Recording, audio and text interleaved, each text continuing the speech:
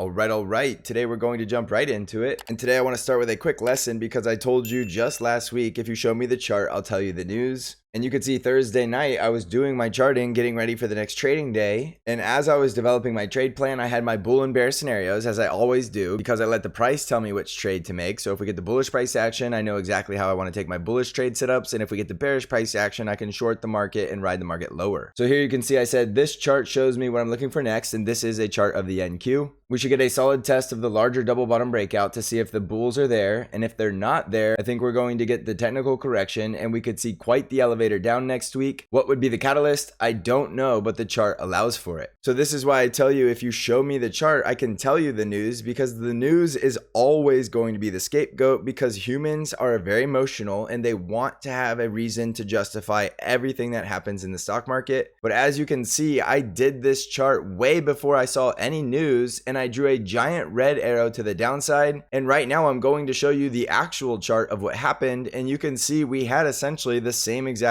elevator down that I drew, and we're even very close to the exact price target that I had, which was down here right around 18,000 and below on the NQ contract. So if this doesn't prove that technical analysis could not care less about the news, nothing will. And while we didn't guarantee we were going to get the bearish scenario, the chart definitely told us if we did get it, it was going to be a very swift elevator down to this lower target. And that's exactly what happened. And that means because I did my trade plan and I was prepared for it, we were able to capitalize on it and short the market, as well as get out of long positions while we were riding the market lower. So this is the importance of having a trade plan and doing objective, unbiased technical analysis, because if you start to bake in a bias into your trading and you're ignoring what the chart is telling you, then you're no longer following price action and you're no longer going to be a disciplined and profitable trader. So focus on that. And if you want these updates, as you can see, I posted that update after 10 p.m. on Thursday night. And those are the kind of intraday updates that you're only going to see in the Discord server. If you want to join my Discord server, you can click on that link in the description of this video and it'll take you to where you go to sign up. All right, so now let's jump over to the daily analysis on SPY. And I told you if we broke down below the bottom of this bearish engulfing candle, we would likely go straight down to 507. And I caution you against getting bearish down here now that we're at the critical support for multiple reasons. But the first reason is that we are extremely oversold outside this lower Bollinger Band, and we are now at critical support. So when we get to a critical support zone and we do have oversold conditions, and we know we are coming out of an existing bull market, even though it is a bull market that is now pulling back, you do not want to continue to short the market after you get the huge red days. Those are your days where you want to go ahead and lock in those profits and prepare for lower high bounces, even if we are going to continue to a deeper pullback. And I do think there's a good chance that even if we do bounce up to a lower high,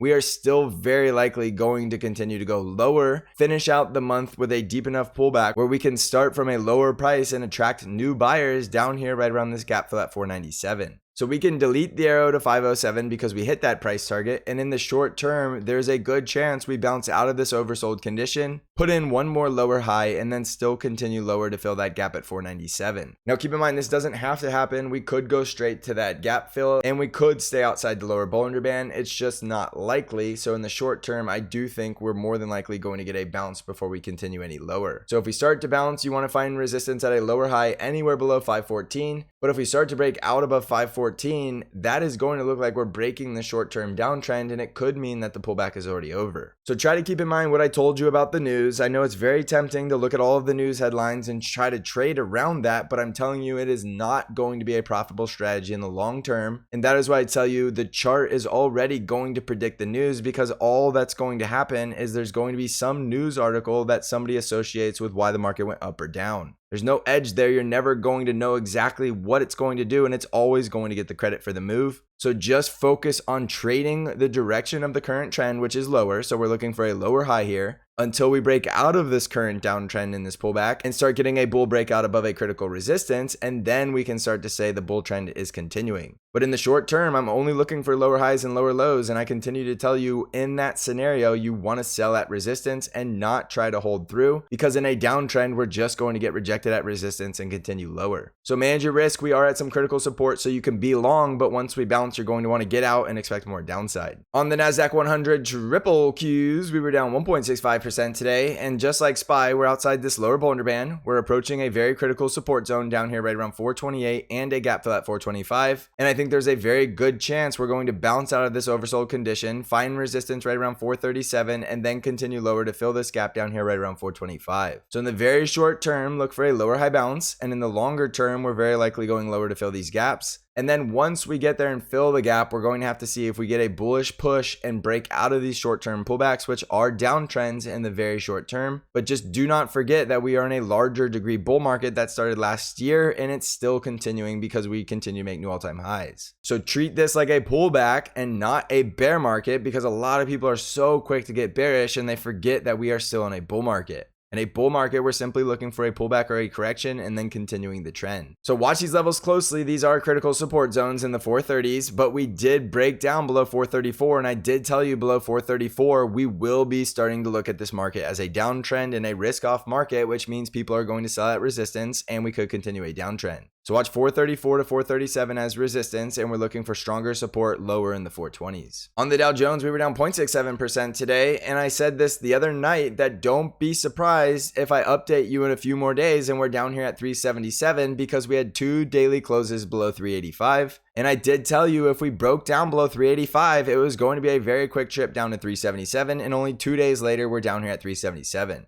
So again, we're following the price action without a bias. We couldn't care less if the market's going higher or lower, but we had enough objective data from the price and the current trend that told us the Dow Jones was looking weak with that double top rejection that I talked about. And when you get a double top rejection and you break support, you are not looking to go long. You are looking to short the market at resistance and become profitable trading the market in the downward direction. And if you don't want to short the market, then you would at least get out of your long positions and scale back so that you're not losing money as the market's pulling back. And then if you don't want to short, you're simply looking for the next best buying opportunity. So right now the Dow's at 377, and I told you that was a strong support zone, and we're outside the lower Bollinger Band for the second day in a row. So just like the other indices, I'm going to sit here and tell you there's a very good chance we bounce back up towards 383 to 385. And then from there, we'll have to see if we get the bull breakout or if we get rejected. But because the Dow Jones is leading the way lower, meaning it was the first index to start pulling back, it may also be the first one to bottom. On the Russell 2000 IWM ETF, we were down 1.46% today. And again, these indices are overextended to the downside, below the lower Bollinger Band for the second day in a row, and down here right around the strong support at 196.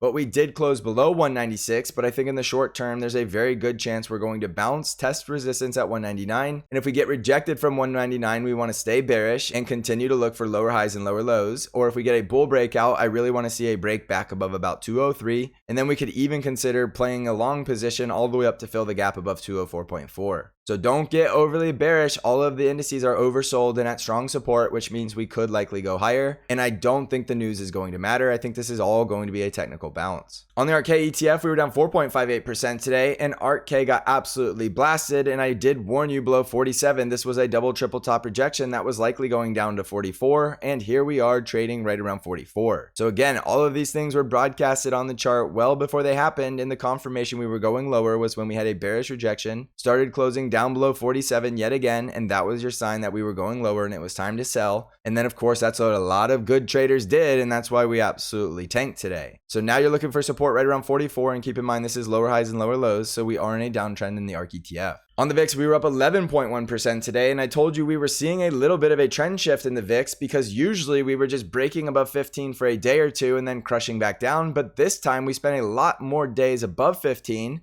And then when we came back down to 15, we continued to find it as support. And I did warn you if that happened, we would likely see the VIX spike into this range between 18 and 20. And once more, the chart did not lie, and that is exactly what happened. So the nice part about being prepared and doing your technical analysis and making your trade plan is you will find these things and you will be a lot more prepared than the average trader who is not putting in that additional time and work. Again, all of these updates were on the Discord server before these sell-offs happened, and that is exactly how we were able to avoid a lot of that downside. On Bitcoin, we're currently trading just above 63,000, and this is a warning sign because below 65,000, if we cannot hold this support at 61,500, I do believe there is a very good chance Bitcoin is going to flush all the way back down to 52,000. And that is going to be very painful if you're heavily long in Bitcoin. If you look at this chart, this is a very clear triple top and a double top.